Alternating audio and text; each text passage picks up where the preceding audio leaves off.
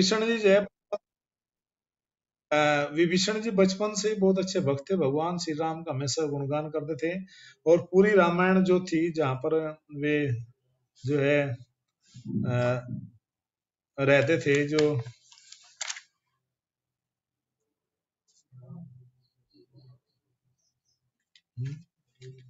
पहली पत्नी इलविडा थी जिसने रावण से पहले कुबेर का जन्म हुआ था। बिल्कुल सही बात है, इलविडा ही थी, सही बात है, थैंक यू। तो वे जो इलविडा थी जो है उन ऋषि की पहली पत्नी, तो उनसे ही ये जन्म हुआ था इनका जो है। और कुबेर जो है बचपन से ही बहुत अच्छे भक्त थे और बड़े ही जो है पुण्यवान थे। पूरी रामायण पूरी जो है उसमें लंका में केवल विभीषण जी ही हमेशा क्या करते थे, रहते थे, भजन करते थे। जब हनुमान जी गए थे तो उन्होंने देखा कि इस पूरी लंका में चारों तरफ पूरा वर्णन है, पूरा भोग विलासता है, सब लोग मांस ये मदिरा है, सुरा सुंदरी में डूबे हुए थे। लेकिन उन्होंने जब देखा हनुमान जी ने पूरी पूरी लंका माही, एक भी नर नार नाही, इस तरह से कुछ लोग बताते हैं कि पूरी लंका माही, पूरी लंका में एक नर नार नाही, हरि भजन कर ले सोई। कि जो हरि भजन करके कोई भी सुखी हो, ऐसा कोई पूरी लंका में नहीं मिला था हनुमान जी को। आगे जग माही जगमग जगमग देखी कुटिया माही, हरि नाम हरि भजन करता पाई। कहते हैं कि जब आगे हनुमान जी गए तो जगमग जगमग जगमग है, अर्थात जो है एक रोशनी निकल रही थी, दिव्य तेज निकल रहा था, और उस पर राम नाम माही, राम नाम लिखा हुआ था। बिल्कुल सही बात है, शुद्धात्मा थे। तो भगवान के भक्त तो शुद्धात्मा होते ही है, थैंक यू, बहुत अच्छी बात है। तो इस प्रकार से जो विभीषण जी थे, तो वो बहुत अच्छा भजन करते थे श्री राम जी का, और इस तरह से भजन करने में हमेशा वे आनंदित रहते थे। भजन करते करते उनके मन में ये भाव आया कि जो है क्यों ना भगवान नाम का इस तरह से कुटिया बनाई जाए। वो पूरी लंका जल गई थी, लेकिन विभीषण की कुटिया नहीं जली थी। जब देखा राम नाम चल रहा है, तो हनुमान जी लंका जलाते हुए नीचे आए और देखा विभीषण जी है, राम नाम मुख से निकल रहा है इनके। तो इतना सुंदर जो है विभीषण जी का मुख से भगवान का बखान सुना। और जो उसके पश्चात जैसे ही लंका जला करके आ गए, कहानी सबको पता ही है, तो विभीषण जी अपने भाई के पास में गए। कहते हैं कि भैया रावण, देखो मैं समझाने नहीं आया तुम्हें, बस मैं तुम्हें वार्निंग देने आया हूँ। क्या वार्निंग देना? कि जिसके दूत ने आकर के तुम्हें सब कुछ जला कर फूंक दिया, जब पूछा था पूरी चली हनुमान जी का, भाई तुम कौन? बोले मैं भगवान राम की सेना का सबसे छोटा सा बंदर, सबसे छोटा से छोटा बंदर। तो सब लोग हैरान रह गए, भैया छोटे बंदर ने हालत खराब कर दी, तो अगर बड़े बंदर आ गए तो भैया पूरी लंका की ईंटी पाड़ कर ले जाएंगे। तो तब उन्होंने कहा कि नहीं भैया ऐसा मत करो, राम से बैर मत करो। अगर राम से आपने बैर कर लिया तो ये मान लीजिए कि जैसे सर्वनाश होगा, बचने। कहा कि खैर मुझे समझाता है, मुझे डराता है, राम से हम राम को जो है काल हमारे नाम की डुगडुगी बजाता है, मृत्यु हमारे सामने नाचती है। और लात मारी विष्णु को, जा दुष्ट, शत्रु की प्रशंसा करता है, मेरी सभा में आकर के राम के सामने जी लगाता है, उसके नाम के सामने श्री लगाता है, श्री राम बोलता है, और लात मारी कि जा निकल जा लंका से। मुझे तुम्हारे जैसे भाई कार नहीं चाहिए, मुझे चाहिए अपने कुंभकर्ण जैसे भाई, मेघनाथ जैसे पुत्र हैं जिनको मैं बलि का बकरा बनाऊं। तो इस प्रकार से जो है विभीषण जी जो है निकल करके जब आए, और आकाश मार्ग से जो है जब समुद्र मार्ग से जब जा रहे थे, और भगवान राम का जहाँ शिविर था इधर समुद्र के इस पार जो है भारत में थे, तब तक जो है चढ़ाई नहीं की थी, केवल जो है वार्निंग चल रही थी कि युद्ध किया जाए नहीं। तो आए तो सबने विरोध किया, कहा कि शत्रु का जो है भाई है, ये मिला हुआ है, ये कुछ भी गड़बड़ करेगा, एक दिन गड़बड़ हो जाएगी, और फिर आप हमें ब्लेम मत करना भैया, श्री राम जी आप हमारी बात मान लो, ऐसा मत करो। तो जब इस प्रकार से जो है बताया गया, श्री राम जी भगवान बोले कि देखो भैया ऐसा है, सबकी बात सुनी भगवान ने। जब सबकी बात सुन ले, सबकी बात सुन करके कहते हैं कि ठीक है भैया देखते हैं। और जो है सबसे पूछे, जामुन भी कह रहे थे, सुग्रीव ने तो यहाँ तक कहा कि शत्रु का है, रात में आएगा, भाई है, ये सीआईडी लेने आया है, और रात्रि में सब सीआईडी लेकर जाएगा और हमें रात में उड़ा देगा सब, फिर हैप्पी बर्थडे हो जाएगा हमारा, कुछ नहीं बचेगा। अब देख लो आप। तो भगवान ने हनुमान जी से पूछा। हनुमान जी ने कहा देखो प्रभु, अगर कोई आया है तो हमें उसकी कम से कम बात सुन लेनी चाहिए। जैसे ये कहा तो सुग्रीव के मन में आ रही, लो भाई युद्ध शुरू नहीं हुआ, जिससे युद्ध करने जा रहे हैं उसी शत्रु को अपने घर में बिठा रहे और हमारी बात नहीं मान रहे। भैया जब हमारी बात नहीं मान रहे फिर हमारा मित्र बनने का फायदा क्या, समझौता करने का फायदा क्या हुआ? कल को जो है कुछ भी हो गया तो ये तो बड़ी शर्म की बात होगी, और ये तो बात अभी नहीं मान रहे, युद्ध होने के पश्चात तो क्या मानेंगे, फिर मित्रता करने का क्या लाभ हुआ? तो जब इस प्रकार से कहा तो भगवान राम समझ गए। भगवान राम ने कहा देखो विष्णु सुग्रीव इधर आओ। बोला हाँ जी। बोले तुम्हें ये लगता हो कि तुम्हारी सेना से हम रावण को जीतेंगे, ये युद्ध करेंगे?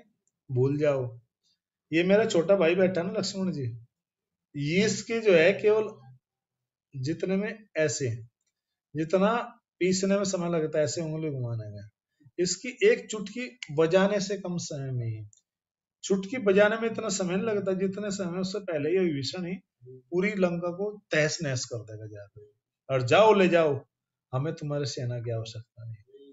तब विभीषण, तब सुग्रीव को अकल आई। बोला नहीं प्रभु, मेरा भाव ये नहीं था, मैं तो आपसे कह रहा था कि शत्रु है। बोला हमें पता है शत्रु।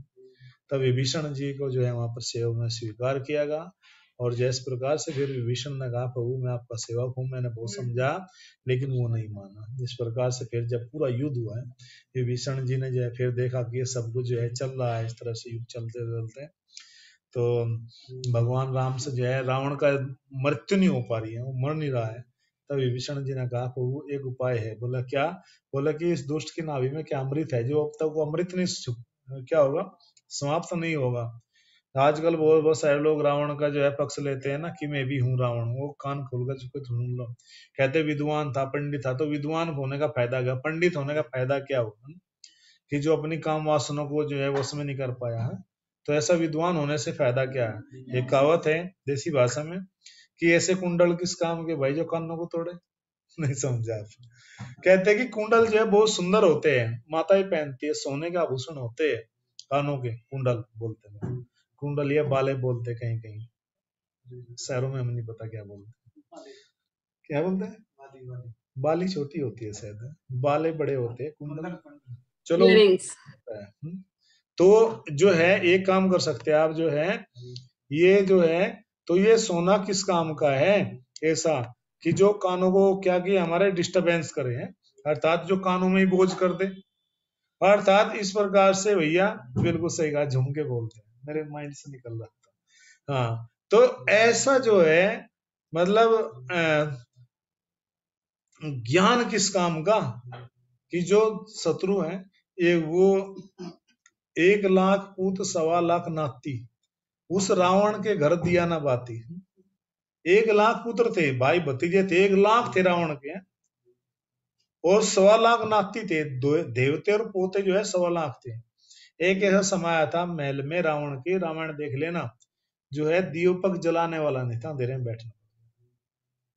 किसे कारण? वासना के कारण, इंद्र तृप्ति के कारण। कोई कहते ना अहंकार नहीं, अहंकार नहीं, वासना थी, इंद्र तृप्ति, सेंस ग्रेटिफिकेशन, किस तरह से बुद्धि का हरण कर लेती। तो इस प्रकार से फिर कहा कि इसका वध करो, तो फिर वध किया गया। फिर विभीषण जी को जो है बाद में जो है उनकी पत्नी आई, सब रोने लगी, तो जो है भगवान राम ने बहुत सुंदर वहां पर उपदेश दिया, विभीषण जी को फिर लंका का राजा बनाया। हाँ एक बात मैं बताना भूल गया, जैसे विभीषण जी वहां पर आए थे तो भगवान ने पता क्या शब्द कहा था, वो मैं पूछना चाह रहा था। बहुत सुंदर शब्द बोला था विभीषण को, पता क्या बोला था? आइए लंकेश आपका स्वागत है। ये सुनकर के सब लोग घबरा गए, अरे तो वो अपने लंकेश, अभी तक तो युद्ध भी नहीं हुआ, उससे पहले ही लंकेश बना दे इसको। अगर 1% रावण ने आपसे समझौता कर लिया तो, रावण ने आपसे समझौता कर लिया तो फिर क्या करोगे? कभी कभी हो जाता है। एक इतिहास में एक बादशाह हुए हैं, उनका नाम बड़ा आता है, तुगलक है, तुगलक ही फरमान। यानी कि वो ऐसे बादशाह थे जिनको कोई आइडिया नहीं था, कुछ भी आदेश पेल देते थे, जो मंत्रियों ने कहा उसी को सुन लिया, कोई अपना लॉजिक नहीं लगाते थे। एक बार उस तुगलक ने सोचा कि मैं अपने जो राजधानी हूँ वो दौलताबाद से जो है, हाँ पागल राजा, दौलताबाद से जो है आगरा में स्थापित करूं, और कहा कि 2 घंटे का टाइम है, फटाफट अपना सामान बांधो चलो, ऐसा पागल बादशाह था। तो कुछ लोग भागते हुए, कुछ लोग घसीटते हुए, कुछ घोड़ों के नीचे, कुछ हाथी के नीचे, आधी सेना वैसे मारी गई। क्योंकि क्या था कि भाई दौलताबाद पे दूसरा सैनिक, दूसरा शत्रु क्या था, वो आक्रमण करने वाला था। और कहा कि जो हमारी जो सेना है, मंत्री ने कहा कि महाराज सेना तो जब युद्ध करेगी अगर सेना को आप 3 साल का वेतन एडवांस दे दो। इतना पागल लाया था, कहा कि हाँ उसको सेना को 3 साल का वेतन एडवांस दे दो।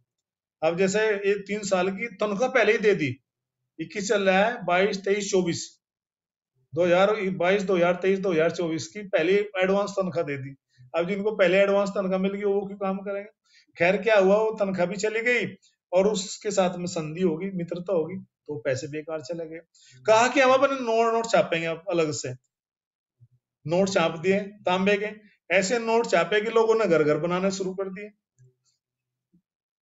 काला बाजारी हो रही, अर्थात बिल्कुल पागल वाले काम थे उसके। ये अपने दरबार में कभी कभी टुकड़ी लहंगा पहन के आ जाता था, तो उसको मूर्ख या पागल बादशाह का नाम दिया। तो इस तरह से कभी कभी ये मूर्खता वाले लोग काम करते हैं, रुकते नहीं है। जब ही रुकते हैं जब ऊपर से आफत आगे पड़ती है। तो विभीषण से कहा कि आइए लंकेश। तो यहाँ पर जो है बात आती है, उन्होंने कहा जामवन जी ने कि प्रभु अभी तो रावण जिंदा है, अगर रावण ने समझौता कर लिया तो फिर क्या होगा, इनको तो लंका का राजा बना दे। बोला हाँ, अगर रावण ने समझौता कर लिया आपसे तो रावण को मारोगे। बोला नहीं। बोला फिर, बोला उसको लंका का राजा रहेंगे। प्रभु जब वो लंका का राजा है उसको क्या दोगे। बोला कोई बात नहीं, मुझे विश्वास है, मेरा भाई है भरत जो राज्य कर रहा है, फिलहाल नंदी ग्राम में रह रहा है, और मैं यदि अपने भाई से हाँ बिल्कुल सही है, दूरदृष्टि होती है भगवान के पास में, दूरदर्शी होते हैं। तो भगवान ने कहा मेरा भाई नंदीग्राम में रह रहा है भरत, मुझे विश्वास है भरत जैसा कोई साधु नहीं है संसार में। वास्तव में वनवास भगवान ने नहीं काटा, भरत जी ने काटा। कहा कि मुझे विश्वास है मैं इसको अयोध्या का राजा बना दूंगा। लंकेश मित्रता है कोई नहीं, उसको हम लंका में रहने देंगे, और अपनी गलती मान लेता है। वो भगवान कितने दयालु है वास्तव में, शत्रु तक को भी अक्षमा कर देते हैं, इतने दुष्ट व्यक्ति को भी भगवान करे मैं क्षमा कर दूंगा अगर वो माफी मांग ले अपनी गलती को, और मैं अपने भाई का राज्य इसको दे दूंगा। बताइए, खुद राज्य की इच्छा नहीं है। ये होते सदाचारी मर्यादा पुरुषोत्तम देखो, भगवान अपने जीवन में प्रैक्टिकल समझाते हैं। तो इस प्रकार से जो है फिर उनको राज्य दिएगा, वो रावण के वध हो गए हैं। और जो है इस प्रकार जो है आज भी विष्णु जी जो है लंका में राज्य करते हैं। आप पूछोगे लंका कहाँ है, ये वाली लंका नहीं जो श्रीलंका है, वो लिट्टे क्या नाम है उसमें जो आतंकवादी संगठन है, ये सामने नहीं है, तमिल के सामने है, जो पास में ही है, तमिलनाडु से रामेश्वरम से जाते हैं शिप में बैठ करके, वो लंका नहीं है, वो श्रीलंका नहीं है, समुद्र के नीचे लंका जहाँ पर राज्य कर रहे हैं। उसका उदाहरण क्या है, एक बार विभीषण जी जो जगन्नाथपुरी में रथ यात्रा में आए थे, वो प्रभुपाद जी से मिले थे आकर के। आपको एक बहुत अंदर गया होता था, हालांकि बताने के, प्रभुपाद जी से आके मिले थे। और वो क्या पहचान थी, वे समुद्र पे पैर रख रख के जा रहे थे, समुद्र पे ऐसे चलते जा रहे थे जल में, श्रीलंका चला गया। तो इस प्रकार से उनका राज्य क्या है आज भी वहां पर चल रहा है, श्रीलंका में राज्य कर रहे हैं, समुद्र के नीचे जो श्रीलंका है, जिसको देखना सामान्य व्यक्ति के पास। तो ये विष्णु जी का चरित्र हुआ। हरे कृष्ण। और हम आगे बताएंगे फिर कभी। अगला हमारा कैरेक्टर आता है जामवान जी।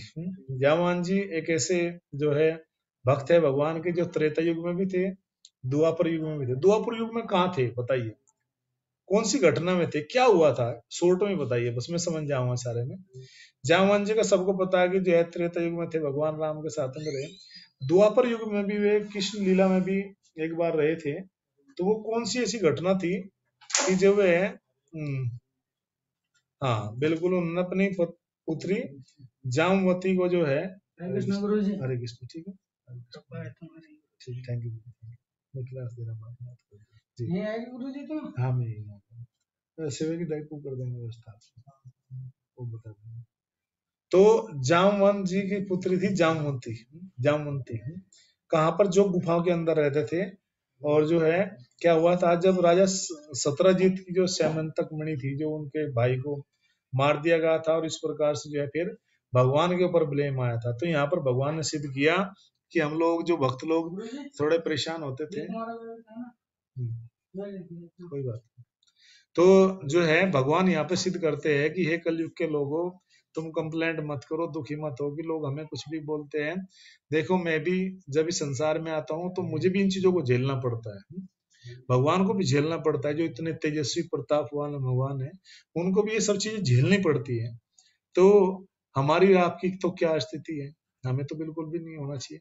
तो भगवान क्षम गए, फिर अपने जो ब्लेम लगा, जो आरोप लगा उनके ऊपर, जो सही जो आरोप लगा भगवान के ऊपर, तो उस आरोप को झुटलाने के लिए, भगवान अपने आप को निर्दोष साबित करने के लिए क्षम गए, फिर उस मणि को लेकर के आए और युद्ध किया। 1 महीने तक लगातार युद्ध हुआ था। हाँ बिल्कुल। तो उनके ऊपर जो आरोप लगा था चोरी का, तो भगवान के साथ में फिर जामवंत का युद्ध हुआ। जैसे गए भगवान उस गुफा के अंदर, पहले जंगलों में गए, जब उस गुफा के अंदर पहुंचे तो जो जामवंती थी वो उस मणि के साथ में खेल रही थी उस गुफा में। भगवान ने देखा कि तो वही मणि है। भगवान ने कहा इस मणि को मुझे दो। बोला ना, मैं तो नहीं दूंगी आपको। तो उसने कहा पापा पापा, पीछे से आवाज लगाई, पिताजी पिताजी देखिए कौन आया, हमसे मणि छीन रहा है। कहा कि किसकी हिम्मत है। तो जामवंत जी ने कहा कि तुम्हारी हिम्मत कैसे हुई है यहाँ पर आने की, और जो है युद्ध करो मेरे साथ में, जब मणि ले जा सकते। भगवान ने कहा ठीक है युद्ध करते। युद्ध किया खूब, 1 महीने तक ये लगातार युद्ध चला। तो जामवान जी जब जब बिल्कुल हार गए युद्ध में, इतने बलशाली थे जामवान जी, जब युद्ध में हार गए, फिर हाथ जोड़ा, कहा प्रभु अपने परिचय दो, आप कोई साधारण पुरुष नहीं हो सकते। क्योंकि भगवान प्रभु श्री राम ने मुझसे बोला था, क्या बोला था कि जब कहा था कि प्रभु आपके दर्शन कब होंगे, बोला द्वापर युग में। बोला फिर मैं आपको कैसे पहचानूंगा। बोले पहचान यही रहेगी कि तुम केवल मेरे से ही हार पाओगे, मैं ही हराऊंगा तुम्हें। अब अपना परिचय दो। भगवान ने फिर अपना परिचय दिया कि मैं श्री कृष्ण। इस प्रकार से फिर वो बड़े प्रसन्न हुए, उस मणि को भी दिया और अपनी पुत्री जामवंती को भी भगवान के साथ में विवाह कर दिया। भगवान फिर उसको लेकर के द्वारिका में आ गए। जो जामवान जी है, जो ऐसे महापुरुष है जो अभी भी इस संसार में इस धरा पर है। बताने के लिए तो बहुत लंबा है, ठीक है ना, हम थोड़ा शॉर्ट में लेंगे। उसके बाद में हमारे हनुमान जी हो गए, जामवान जी हो गए, अश्वत्थामा जी हो गए। अगला आता है नारद जी का नाम। हरे कृष्ण। नारद जी का नाम सुनते ही तो हृदय बड़ा प्रफुल्लित हो जाता है। नारद जी हमारे आचार्य ऐसे है कि जो यत्र तत्र सर्वत्र, जो सब जगह विचरण करते हैं, भगवान के नाम का प्रचार करते हैं। प्रभुपाद जी कहा करते थे, क्योंकि प्रभुपाद जी को बहुत सारे हैं नारायण नारायण, श्रीमन नारायण।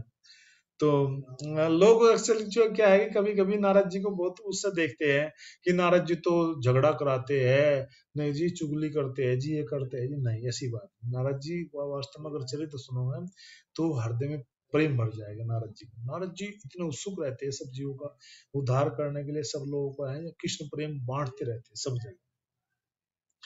राजा जो है दक्ष प्रजापति के 10,000 एक बार, 1,000 एक बार, 11,000 पुत्रों को सन्यासी बना दिया।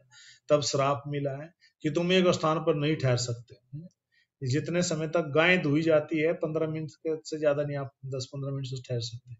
जाओ मैं तुम्हें श्राप देता हूँ। तुम्हें शर्म नहीं आती? ऋषि होकर कैसे गलत काम करते हो? किसी के बेटे को, गृहस्थ के बेटे को तुमने सन्यासी बना दिया, साधु बना दिया। अरे हमारी किसी में थी, बेटे को पढ़ाया था, लिखाया था, MTech BTech ITM PhD scholar philosophers ये सब कराया था, एमएड बीएड है, और उसको तुमने लाल कपड़े पहना कर मंदिर में बिठा दिया। शर्म नहीं आती तुम लोगों को? कैसे साधु हो? केस केस कर देंगे तुम्हारे ऊपर, ब्लेम कर देंगे। 4-5 एपिसोड आए थे लगातार, पूरा हालत है पागल जैसा है। कह रहे कि देखो घर में आए और घर में आकर के हमने डोनेशन दिया जन्माष्टमी का, हमारे बेटे को उड़ा के लेके, ये कोई बात हुई? अरे ठीक है साधु, मर्यादा होनी चाहिए। किसी के बेटे को तो हमने देखा, हमने हमारे हृदय पर हाथ रख के देखो ना। हमने लड़के के लिए एमबीए ढूंढ रखी थी, लड़की भी यूएसए में जॉब थी, 15 लाख का पैकेज था, डुबा दिया। नहीं, 10 लाख हमारे बेटे के, 15 लाख उसके, 25 लाख का घाटा हो गया हमारा। तो 4 साल में करोड़पति हो जाते हम तो। शर्म नहीं आती? हमारे बेटे को लाल कपड़े पहना करके तुम साधु बना दिया। तो इस तरह से नारद जी को डांटने लगे दक्ष प्रजापति। और भैया अगर मेरे एक बेटे से इतनी आमदनी थी तो मेरे को 10,000 बेटे थे, 10,000 बेटे देखो कितना पैसा कमाते, नाम होता मेरा। 10 क्या, फिर 1,000 मैंने और उत्पन्न किए, उनको भी तुमने सन्यासी बना दिया। शर्म नहीं आते साधु? तो ये नारद जी। और बाजी भी कहा करते थे, क्योंकि हम नारद जी की परंपरा में आते हैं तो हमें भी कुछ माता पिता ने श्राप दिया है। इसलिए प्रभुपा जी ज्यादा समय रुक ही नहीं पाते थे। भक्त लोग कहते प्रभुपा जी रुको रुको हमें संग, तो प्रभुपा जी कहते थे नेक्स्ट टाइम आएंगे। प्रभुपा जी 2 दिन से ज्यादा रुक ही नहीं पाते थे, कहीं ना कहीं समस्या चलती रहती थी उस समय। रूपा जी ट्रैवलिंग में रहते थे, कहते थे क्योंकि हमें भी श्राप मिला है, हम भी नारद जी की परंपरा में आते हैं। एक बार जो है प्रभुपाद जी लेक्चर दे रहे थे, जब प्रभुपाद जी लेक्चर दे रहे थे तो उनकी क्लास में जो है नारद मुनि जी आए। जैसे नारद जी आए तो प्रभुपाद जी ने अपने लेक्चर को रोक दिया। जैसे प्रभुपाद जी ने लेक्चर को रोका तो जो है, और प्रभुपाद जी ने लेक्चर को रोका और नीचे आके बैठ गए। कहाँ तो इतने अच्छा आसन में बैठे थे, व्यास आसन में, नीचे आके बैठ गए। तो कुछ भक्तों ने कहा प्रभुपाद जी सुनो सुनो लेक्चर सुनो। तो लेक्चर सुना, बड़ा सुंदर लेक्चर हुआ, सब कुछ हुआ, प्रसाद बाद में कुछ पूछते हैं प्रभुपाद जी क्या हुआ स्वामी जी, आपने लेक्चर नीचे उतर के बैठ गए। बोला एक्चुअली जो हमारे आचार्य है ना नारद जी, वो आगे थे क्लास में, वो सुन रहे थे, तो हमने फिर नीचे बैठना था ना। तो जब भी गुरु वैष्णव सीनियर आए तो हमें उनको आसन देना चाहिए ऊंचा, अपने आप नीचे बैठना चाहिए। हमारे जब सीनियर आए, वो गुरु ही, मतलब गुरु आए तो उस स्थिति में होना चाहिए। सीनियर वैष्णव आए उनको आसन दे सकते हो, लेकिन अपना स्थान हमें तभी छोड़ना चाहिए जब हमारे गुरु आए। जब हमारे गुरु आए, शिक्षा गुरु, दीक्षा गुरु, जिस प्रकार से जिन्होंने हमारे जीवन को बदला है, तो गुरु के आने से हमें उस आसन को छोड़ देना चाहिए। गुरु भगवान का दो महत्व है, गुरु आ जाए, भगवान आ जाए, तो उस आसन को छोड़ दो। अगर कोई सीनियर भक्त आते हैं कुछ पूछेंगे तो उनके लिए हम दूसरा आसन लगा सकते हैं, नो प्रॉब्लम। तो इस प्रकार से जो है नारद जी कृष्ण प्रेम वितरित करते हैं। नारद जी के विषय में हम पता ही है कि एक बार जो है जब किसी को घमंड होता है तो नारद जी ठीक ठाक भी करते हैं। एक बार जो है जो प्रयागराज जी है उनको जो है समस्या हुई, उन्होंने कहा भी ये लोग मेरा सम्मान तो करते नहीं, प्रभु जो है ये क्या बात है, हमें भी कुछ पोस्ट वोस्ट दो। कभी कभी कुछ भक्त कहते हैं प्रभु जी हमें भी कुछ पोस्ट दे दो, मंदिर में इतना सब कुछ है, थोड़ा सा हमारा भी सम्मान बढ़ जाएगा, हमें भी कुछ अथॉरिटी हो जाएगी, हम भी साइन करने की अथॉरिटी मिल जाएगी, हमारे पीछे भी दो चार भक्त घूमे, प्रभु जी साइन कर दो, साइन कर दो। पोस्ट का बड़ा दिक्कत है संसार में। तो उनको पोस्ट दिया, भगवान ने कहा कि जाओ तुम जो हो जितने भी सब देवता है, सारे तीर्थ है, सारे तीर्थ आपको आकर के टैक्स दिया करेंगे और आपको जो है जी हजूरी करेंगे, हाजिरी लगाएंगे, आपके अटेंडेंस लगाएंगे। कहा ठीक है।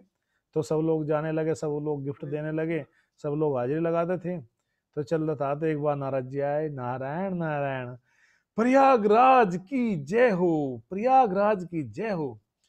अब वो बोले अरे आइए आइए नारद जी आइए आइए, अरे नारायण नारायण, इतना अच्छा आपकी व्यवस्था, सब लोग आ रहे हैं, सब लोग तीर्थ आपको नमस्कार करते, सब उपहार देते। बोला हाँ हाँ हाँ, मैं भी तो कहूँ बहुत अच्छा बहुत अच्छा, लेकिन प्रयागराज जो है, नारायण नारायण ऐसी बात नहीं मुझे कहनी चाहिए आपसे, लेकिन मैं बता देता हूँ। अरे बताइए नारद जी कैसी बात करते आप, मैं देख रहा हूँ सब तीर्थ है लेकिन कोई ना कोई गुम है, कोई एक तीर्थ नहीं आया, किसकी हिम्मत जो नहीं आया, सब आए। बोले नहीं आया है, बोले नहीं आए हैं नारद जी, बिल्कुल कैसी बात नहीं हो सकती आए है। बोला मैं देख रहा हूँ वृंदावन तो नहीं आया है, वृंदावन आया, बोला ना वृंदावन नहीं आया। बोला नारायण नारायण हम चलते हैं भैया। अब इतना करके नारद जी तो चले गए।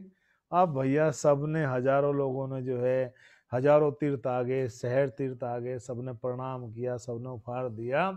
तो देखो भाग्य देखो, बुद्धि देखो कि जो है, मतलब उस एक ने प्रणाम नहीं किया, एक नहीं आया उपहार देने, अपना जो है हाजिरी लगाने, तो उसी में मामला बिगड़ गया, जैसे ही दक्ष प्रजापति के साथ में प्रॉब्लम हो गई थी कि सबने उठ के प्रणाम कर दिया, बस एक व्यक्ति ने प्रणाम नहीं किया। किसने नहीं किया? दोनों नहीं किया था वैसे तो, लेकिन एक की तो माफी है। बात उसकी है जिसकी वजह से प्रॉब्लम हुई दक्ष को। किसकी वजह से प्रॉब्लम हुई थी? कौन थे जिसने प्रणाम नहीं किया था दक्ष की सभा में? वो इस ब्रेक हो रही है, एक मिनट। तो ऐसे कौन थे जिन्होंने प्रणाम नहीं किया था? बिल्कुल सही बात है, भोलेनाथ जी ने भजन कर रहे थे। संसार के सब लोग चर्चा कर रहे थे भाई कोरोना कब खत्म होगा, तीसरी लहर कब आएगी, 2024 में मोदी प्रधानमंत्री बनेंगे नहीं बनेंगे, यूपी में योगी को उठाएंगे नहीं, इस तरह की बात चल रही थी। भोलेनाथ जी ने सोचा अरे भैया संसार की वार्तालाप में क्या भजन, मन लगाए हरि भजन करते, राम राम राम राम नाम नाम जपहु दिन पुनरापि। राम नाम भजन कर रहे थे बेचारे। तो पता नहीं आग कब लगी, वो दक्ष प्रजापति पता नहीं कब आ गए, सबने स्वागत कर दिया। भोलेनाथ जी नहीं खड़े तो बस उसी से भड़क गए, भैया देखो हमें तो इतना बड़ा पद मिला है, पोस्ट मिली है, ये बंदर का बंदा जैसे आंखें वाले है, और मेरी बेटी हिरणी जैसी आंखों वाली है, बताइए है? इतनी सुंदर सुंदर बेटी दे करके भी ये प्रणाम नहीं करता, खड़ा नहीं होता, शर्म नहीं आती तो? और देखो प्रजापतियों, बुरा मत मानना, देखो मुझे इतनी बड़ी पोस्ट मिली है, पद मिला है, क्या करूं मैं बताओ? इसको दंड तो देना पड़ेगा। अगर हम इसको दंड नहीं देंगे तो हमें हमारी वैल्यू कौन जानेगा, हमसे कौन डरेगा भाई। आजकल ये भी एक बड़ी समस्या है कि भैया अगर हम नहीं दिखाएंगे तो जो है कैसे। एक दिन एक फोटो किसने भेजा, लॉकडाउन में कोई माता जी थी जो है, वो बहुत सुंदर साड़ी उसने पहन रखी, मतलब ऐसे फोटो भेजा था किसी ने व्हाट्सएप पे। और उसको बेचारी को जो है टेंशन होगी, इतनी सुंदर साड़ी तो ले आई लेकिन प्रशंसा करने वाला कोई नहीं, क्योंकि मार्केट बंद है, कोई किसी के यहाँ जा नहीं सकते। और वो बेचारी जो है घर के बाहर नहीं निकल सकती, बाहर पुलिस खड़ी है। तो गेट खोला और बाहर कुत्ता आ गया अचानक एक। तो कुत्ते कहती है कुत्ते से, सत्यानाश हो इस लॉकडाउन का। अच्छा तू ही बता कुत्ते में कैसी लग रही हूँ साड़ी। तो बड़ा अजीब है संसार में जो है, मतलब दिखावा अपना। तो इस तरह से जो है ये दिखावा ही उसके मन में हुआ। और जो है पहुंच गए जो है प्रयागराज जी कहाँ पर, भाई एक आदमी ने हाजिरी नहीं लगाई, छोड़ूंगा नहीं बिल्कुल भी, मैं तो बहुत सख्त हूँ। यही समस्या है, जैसे ही समस्या दक्ष को हुई वही समस्या उनको होगी। भगवान के पास पहुंचे, भगवान तो सब जानते हैं, बोला हाँ प्रॉब्लम है ऐसा, आदमी को आने दो। तो आया, प्रणाम किया, हाँ हो सुनाओ सब ठीक चल रहा। भगवान ने बोला, बोला तीर्थराज प्रयाग की जय हो, तीर्थराज प्रयाग महाराज की जय हो। अब अंदर से तो जो भरा हुआ था वो तो निकलना ही था, जो कचरा इकट्ठा था एकदम से फूट पड़ा, काहे का तीर्थराज, काहे का प्रयागराज, काहे का क्या है। भगवान बोले ठीक ठाक भी है। बोला हाँ ठीक हूँ, लेकिन प्रॉब्लम क्या है। बोला प्रॉब्लम ये है सब तीर्थ आते हैं। बोला हाँ मुझे पता है सब तीर्थ जाते हैं, बहुत अच्छी बात है, खुश हो ना। बोला हाँ खुश हूँ। बोला फिर प्रॉब्लम क्या है। बोला प्रॉब्लम है। बोला क्या प्रॉब्लम है बताइए ना। बोला प्रभु सब तीर्थ आते हैं, मेरा इतना बड़ा पोस्ट देने का फायदा क्या हुआ है। वृंदावन तो जाकर के मुझे जो है वो नहीं करता, मुझे सम्मान नहीं करता। तो भगवान बोले इधर आ सुन। बोला हाँ जी। बोला मैंने तुम्हें तीर्थों का राजा बनाया, अपने घर का राजा नहीं बनाया, समझ गए। वृंदावन मेरा घर है, जाओ। बोला ठीक है ठीक है। बोला गलती हो जी गलती हो जी। बोला हाँ बस ठीक है, ठीक रहे ना, दोबारा गलती नहीं होनी चाहिए, क्योंकि मैं दोबारा मौका नहीं दूंगा तुम्हें, फिर इलेक्शन ही होंगे, पोस्टपोन करके दूसरे को सिलेक्ट कर दूंगा। बोला नहीं महाराज जी, एक दो और भी कम देगा जब भी कोई दिक्कत नहीं है, ये चल जाएगा। यानी कि तब भगवान ने अकल सिखाई।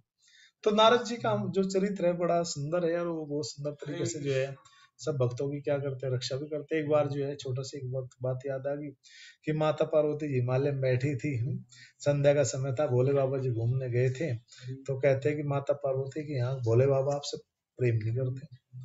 बोला कैसी बात करते हो नारद जी, आप उल्टी बात करते हो, हमारे घर में जब। बोला नहीं नारायण नारायण भैया मैं ऐसा क्यों करूंगा। बोला क्यों। बोला अच्छा ये बताओ करते हैं कि। बोला पक्का करते हैं। बोला अच्छा बताओ उनके गले में जो नरमुंडों की माला है कभी बताया उन्होंने क्यों पहनते हुए। बोले नारद जी तो नई बात निकाल दिया, आज पहली बार सुन रही हूँ मैंने। बोला नहीं बताया ना। बोला नहीं। बोला मैं बताता हूँ। बोला क्या। बोला मैं क्यों बताऊं आपसे, उनसे ही पूछना। बोला अच्छा भोलेनाथ जी आए तो माता पार्वती रूठ के बैठ गई। तो बोले आप प्रेम नहीं करते, ये नहीं करते, वो जिस तरह से। बोले आज इसको क्या होगा। बोले बाबा ना कहा अच्छा बताओ जो है नारद जी आए थे क्या यहाँ। बोला हाँ तो प्रॉब्लम क्या है। बोला बस ठीक है मैं समझ गया, हाँ मैं समझ गया, अब आपकी प्रॉब्लम आप प्रश्न करो। बोले नरमुंडों की माला। बोले कि फिर भगवान भोलेनाथ जी समझाते हैं मैं कितना प्रेम करता हूँ, तुम जो है शरीर छोड़ देती हो लेकिन मैं हमेशा अमर हूँ। बोला क्यों। क्योंकि मैं अमर कथा का पान करता हूँ, राम नाम जपू दिन पुनरापी। इस तरह से मैं राम नाम जपता हूँ, तुम भी राम नाम जपो। हाँ बिल्कुल, हाँ बिल्कुल बिल्कुल। तो इस प्रकार से भोलेनाथ जी ने फिर माता पार्वती को समझा। तो नारद जी वास्तव में भगवत भक्ति को बढ़ाने वाले आचार्य। हमने बताया था ना दो ऐसे शिष्य जो उनके बुजुर्ग है, कौन है, और दो शिष्य बहुत बालक है, बालक में भजन किया। ऐसे शिष्य कौन है, तो नारद मुनि जी का यहाँ पर जो है हमारा चरित्र हुआ। हरे कृष्ण, जय श्री राम।